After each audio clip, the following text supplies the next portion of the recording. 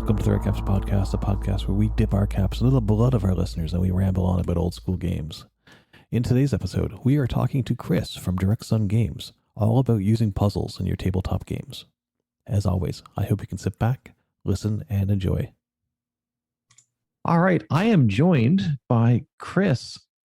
And Chris, you are, for the sake of this, I'm going to call you the Puzzle King of DirectSun Games.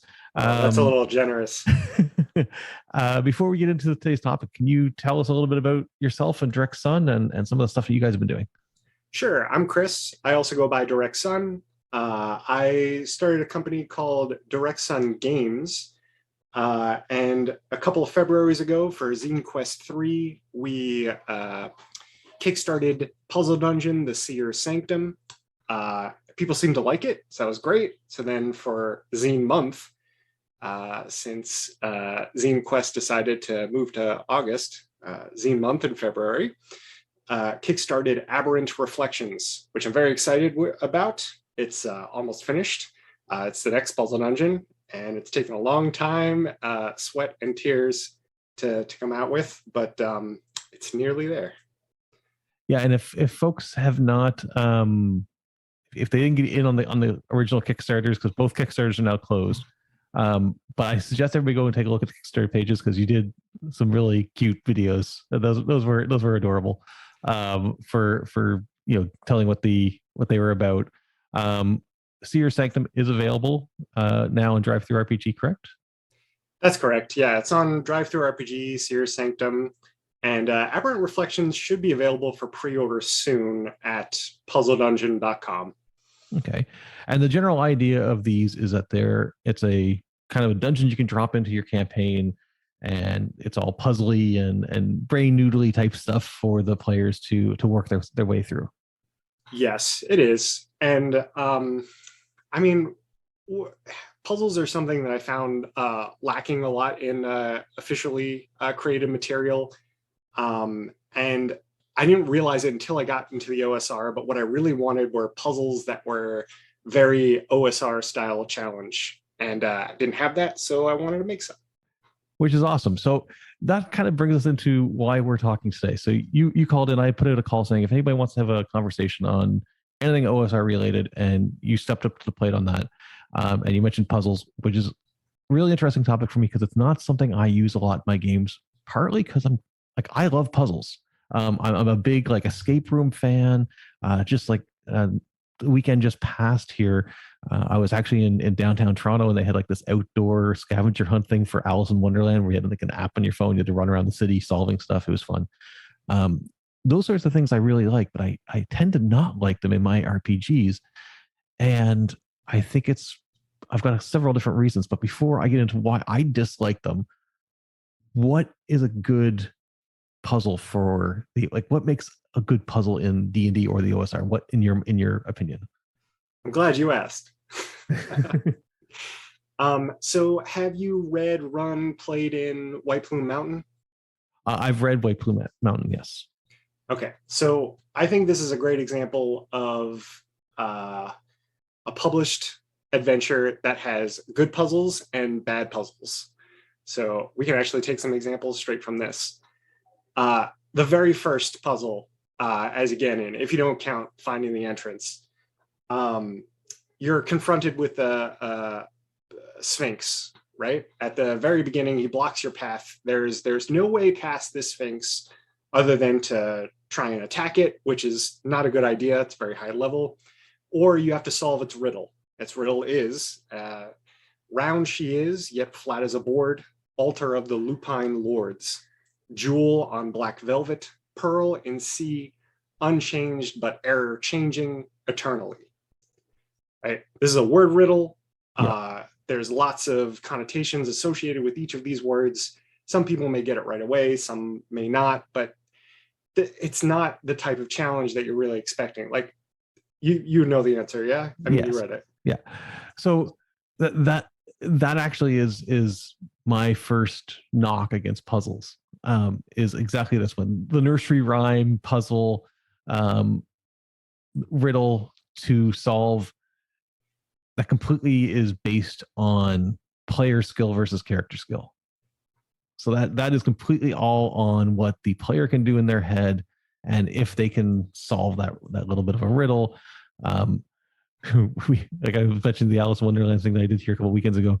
There was a bunch of those style of puzzles in this, and my wife got really angry at me because I can read the screen faster than she can. So I have it read and then answering the puzzle before she actually got through reading it. But it didn't work out well for me after the third time I did that. But I find that those in the game, a couple of things on there. One, it's a riddle. I don't really care for those in the game. And two, it, like you said, it's blocking the path.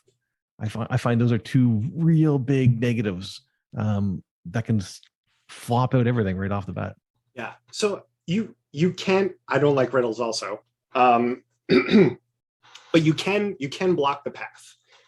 It's a good idea not to block the only path, but you can block the path to progression as long as the players have a means to do some other things. And I'll touch on that in a little bit, but with puzzle dungeons where this is just kind of the shtick of the dungeon, something that you see is teaching and building on other puzzles. So you may wander about the dungeon, do some other stuff and say, and then it just clicks. What you were missing in that first room or somewhere else, you can go back with that new knowledge, that recontextualization, and then solve it. And that kind of aha moment is pretty great when it happens at the table. Right. So actually, I read through. You were kind enough to send me a copy of Seer Sanctum, and I didn't run it. Sorry, I read through Seer Sanctum. There was a couple of things on there I really liked. One of them was that all the puzzles build upon each other. So once you get a sense of how the first couple of puzzles are working or what the theme of these puzzles are, they kind of build on each other. So I really did like that from Seer Sanctum, is that once you got the theme, you could kind of start noodling it in that same manner the whole way through. It wasn't like the puzzles were riddles that really didn't have anything to do with one another at all. Yep, totally intentional. And yeah, the things that I think make up good puzzles, I know we haven't gone over an example of that yet, but it's interactivity. So that's something that you'd expect, from any game. It's the dialogue back and forth between the ref and the players. Like, we want to try this, we want to try that. Well, this does something else, and it gets them noodling around and experimenting, right? It's that interactivity that you strive for in all of your games, or I do at least. And then there's the building, the teaching on the puzzles themselves. So you can get those aha moments. You're teaching them information about the mechanics of the dungeon, how the world works. And players feel very smart when they put those pieces together. And if done correctly, those incremental steps can really lend themselves to those aha moments. And the last one is recontextualization. So that means it's very similar to building on it, but you might pass by some stuff.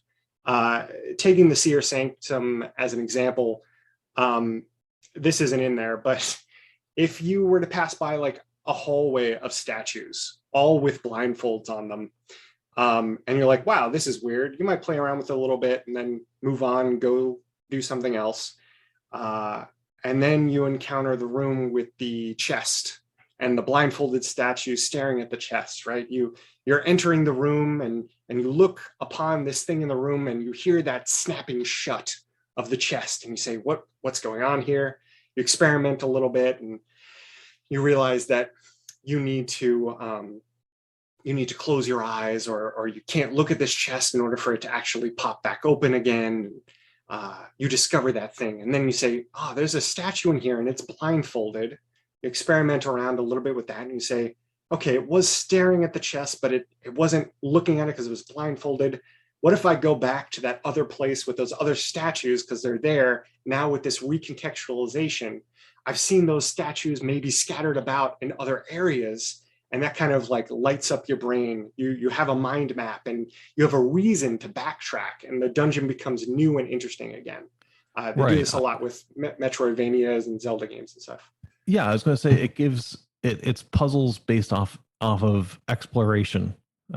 It's puzzles that are really sitting on the exploration tier of or pillar of Dungeons and Dragons rather than being a riddle. I guess I think maybe that's my big thing is it's riddles riddles and arbitrary puzzles where you move this lever and see what happens that I kind of dislike more. The without giving anything away about Seer Sanctum, another thing that I really liked about the adventure was that there was quote unquote a boss monster that is totally not even required to be involved in the adventure at all. I like the fact that that's there, but it's not necessary to complete what's going on. Just a nice little aside, and that the puzzles, like I said, are built more around exploration than maybe pure logic puzzles.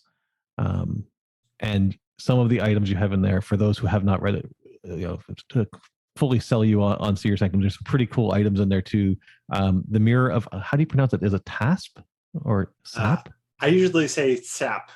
Okay, the mirror of SAP. I thought was really cool. It's a mirror that allows you to kind of see what the dungeon looked like in the past. I thought that was just a really cool use of a hand mirror. But so those sorts of puzzles I get. The one thing, my one criticism of Seer Sanctum, and you kind of address it in the first couple of pages, but I could see it being a potential problem, is that your players could just get trapped there forever. There is the potential of never leaving this dungeon if you goof up the puzzles, or even if you do the puzzles all correctly, you're not coming out even on the same plane of existence, possibly. Yeah, and in my playthroughs, I usually run it as like a one shot, or a one shot over a couple of sessions, and I think that's part of the fun if you run it that way. I do give some examples on how you can get them out of the dungeon if it's just some kind of great cosmic prank, and I think that's a fun kind of way to get them out of there. But I think something important that I touch on in the beginning there too is, like, if you're not running it as like they're trapped inside, if instead they're exploring this place for treasure and for knowledge, and that patron that asks them to go in there, then it's okay if they don't solve the puzzle. The puzzle can be unsolvable, and they may just have to leave and maybe come back, or maybe never come back. This is the OSR. The players can do anything. This is tabletop adventures. So, like, if they're really motivated, they can go find an in-game resource to help them out. And maybe the ref will give them some clues, maybe help them repair some items, find out how stuff works, if you really want to go down that path. But if the campaign takes a different turn, odds are your players are going to look back and be like, I wonder what we missed. I wonder what was going on with that thing back there. And for referees, I would stress to them not to tell them, because I think it's that spice, and you always want them leaving a little bit more, and maybe they will come back and finish it one day. Yeah, I can agree with that. It's much like, not telling the party after they've left an area, oh, you guys missed these really cool secret rooms that I had planned for you, but you didn't see them. Save those for another time. Okay, so I got a couple of questions on puzzles in general, and just give me kind of like your off top of the head. Puzzles with single solutions. I think that basically all puzzles should have multiple solutions to them. They're not always obvious, though. I think it was Arnold Kemp who did the OSR style challenges article. And one of the ones that always sticks out in my head is the moat filled with crocodiles. But, he basically lists off a bunch of different challenges. And I feel like puzzles should be the same way. Not an obvious solution. You might think up a solution when you're creating the puzzle or as a referee, but your players could go above and beyond and try anything. This is a tabletop RPG. So Yes, multiple solutions. It's happened in my play testing specifically for Aberrant Reflections, and it's been a lot of fun just like having them break the puzzles and try wild and crazy things, and that's definitely part of the fun. Failure state. Failure state. So you mean like combat is a fail state? No, well, it could be anything. So you attempt to solve a puzzle, and the players are beating their heads at it for a little while. Is there a consequence? Is there a failure state that comes of them not getting through the puzzle, or is it something that they have to sit there and then decide, I guess we're done, and walk away? I think the important thing about the OSR in general, and also what I try and do with puzzles in my OSR games, is have it so they use up resources. So the biggest resource, that always comes to mind is time. Mm-hmm. And what is the consequence of wasting time? You might have an elaborate solution that takes a ton of time. You can try anything, obviously, but you might be on hopefully there's a pressure on that, right? Some other adventuring party might get there and figure it out first. You'll come back later with all these new resources. You find out that the puzzle's already solved. It's been unlocked by another team or something like that. I had the pleasure of play testing a puzzle dungeon from Brad Kerr from his new module, Wyvern Songs, and it's really fantastic. And he's a very good time pressure mechanic. And it's those things I think that help keep driving the game forward and keep driving the players forward. One thing that I've done in the past also is use real life time pressure and say, this is a one shot, and on a meta level, the players know that they only have 2 or 3 hours of game time in real life, maybe with breaks and stuff, in order to solve this. So like occasionally it'll be like, that time's running out, like the place is going to collapse, this and that. So there are those consequences of, spending more time wasting on that, not going back and, trying other avenues. You're reading my mind on the questions, because the next one was going to be flow and time management of the game. Just making sure that keeps moving forward. Because that's something I always worry about, especially because some of these adventures like Seer Sanctum would work really well if you're sitting down at a con, or if you were doing a one shot with somebody. But you need to be able to make sure that it's moving, that you can finish everything in your time slot, and just making sure that moves forward. Here's one: why does the puzzle exist? Like if this evil genius has built this spot and the puzzles are the locks to the doors, why didn't it just use a key? Like, why a puzzle? Why does that puzzle have to actually exist here? It's a very good question, and one that haunts me a lot because I feel like puzzle dungeons are tough to kind of create, and I guess I could touch on that later. But to answer your question on why it's there, it should be diegenic, in my opinion, to the dungeon and the world and the mechanics of that world. In Seer Sanctum, at least there's an in-world reason for the main mechanics of those puzzles to be there. This is a cult. They're an eyeball cult. They're a vision cult, and they do a bunch of stuff for initiation. They don't even really consider these as safeguards. Like they would do these things without thinking. It's just in their nature. And so when you are looking at puzzles that build on each other, that come naturally with the environment, they should have that in-game explanation. Players should be able to figure it out and learn it from information that they might retrieve from the dungeon. It should make sense in world, in my opinion. In White Plume Mountain, I know the history of White Plume Mountain. I know there was a hodgepodge of good ideas that the author sent into TSR, and they're like, great, we want to publish it as is. So, it doesn't really make that much sense. It's a mad wizard who just wants to mess with the players. I mean, that is the de facto explanation for a funhouse dungeon. So I guess you could say it kind of makes sense. But when you deal with puzzles that, there's no other way for a player to figure them out other than real world knowledge, then that is a very bad puzzle, in my opinion. The flesh golem puzzle, I think, with the prime numbers. I mean, I don't know if I'm spoiling this too much, but I mean, you have to have that rudimentary knowledge. It's an easier puzzle if you know it, but if you don't know it, you're stuck. Right. And yeah, so I like the idea of the puzzle being a test or initiation. I think that's a good way of doing it, because it gets around the whole, I don't want to be robbed by anybody, so I set up this really complex puzzle so I only get robbed by people with high IQ.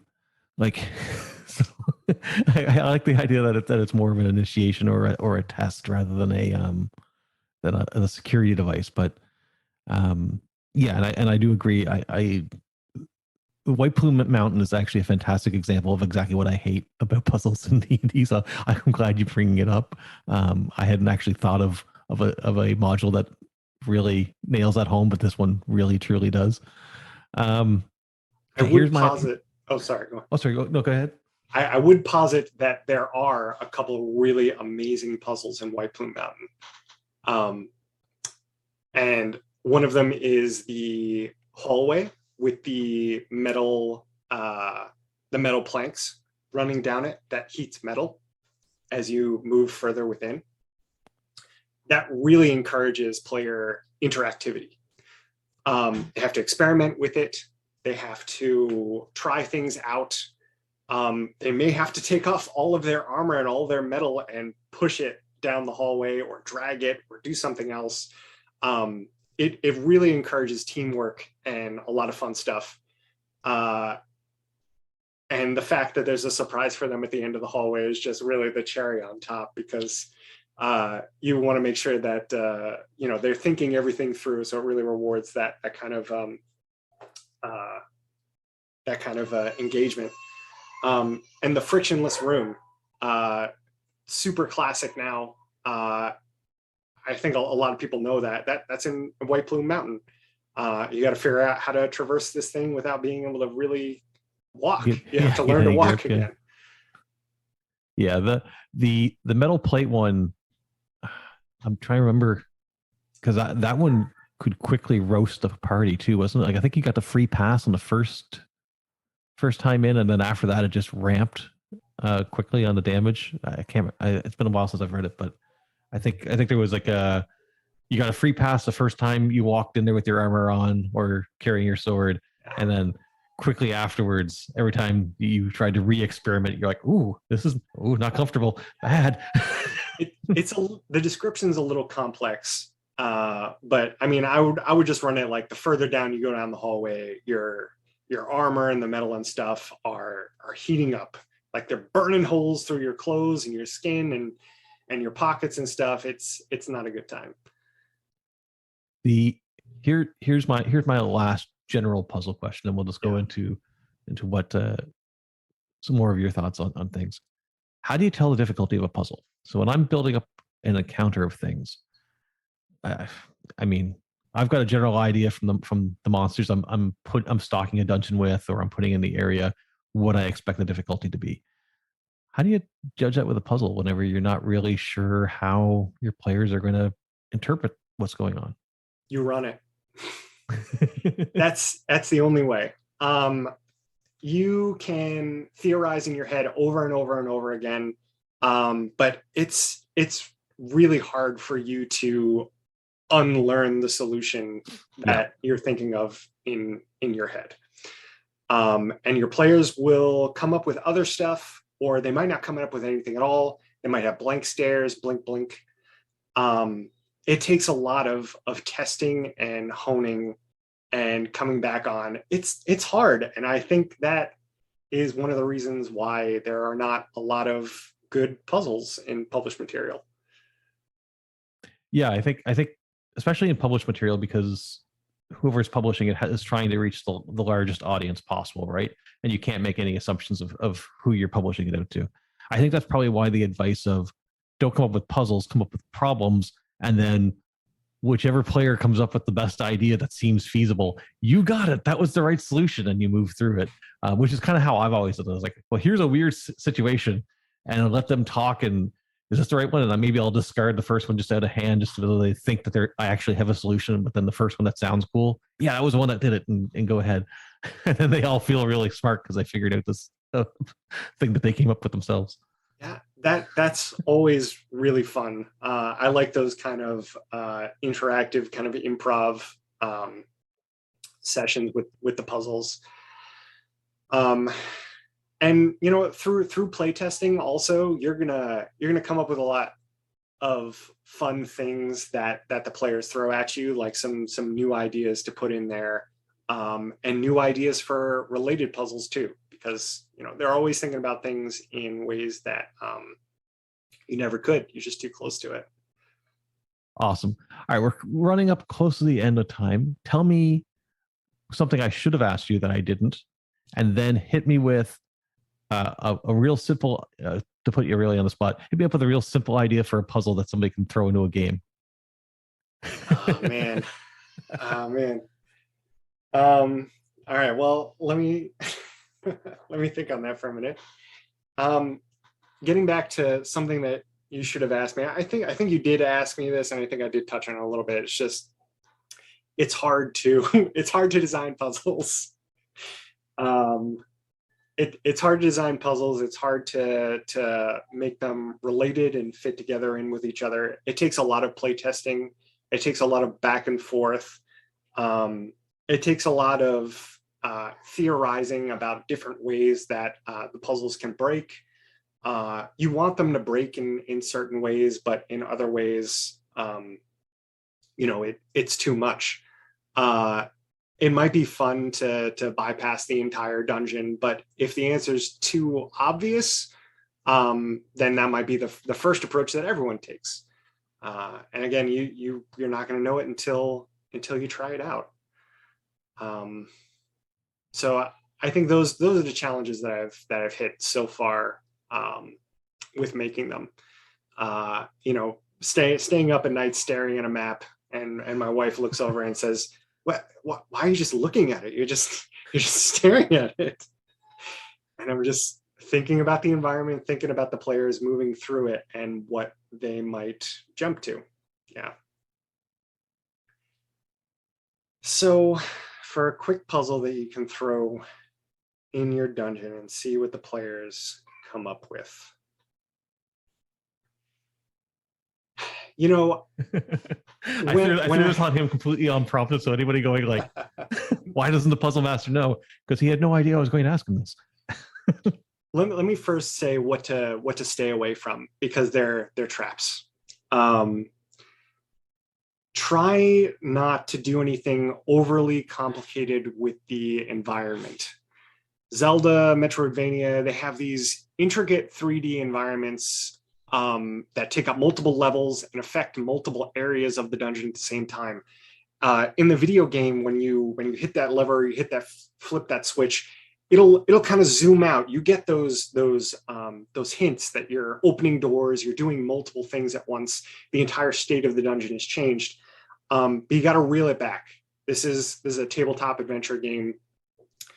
The referee is the only one who knows everything about the dungeon, who has that complete knowledge, and it's down to you to reveal those hints to those players, and they might not land. It's not going to be the same in their heads as it is in yours. So you gotta reel it back. You gotta simplify. You gotta cut. Yeah. So I still haven't answered your question about the puzzle. Here, if you don't have one, here is the best answer. Go pick up Seer's Sanctum, because there's a whole bunch of them all in one little spot, and everybody can grab it there. I think that works. I think Seer's Sanctum, from what I read, I've got a small convention here in like a small local convention coming up, and I've been trying to figure out what I was going to run in there. I may insert some of that in. That seems like it's a pretty cool idea. I'm flattered. One thing I wanted to ask too, on the call-in that kind of prompted this one, we were talking about OSR October and other items like that. We didn't really get into it too much in this call, but would you be willing to come back in October and talk about what your experience has been like going through the Kickstarter process of how zines and the whole creation of this kind of worked out for you? That's something I have almost zero knowledge on at all. I interacted with Kickstarter as a consumer, but never from a production aspect. I'd be really interested to see how both what you learned on the first one affected the second one and how they've gone for you.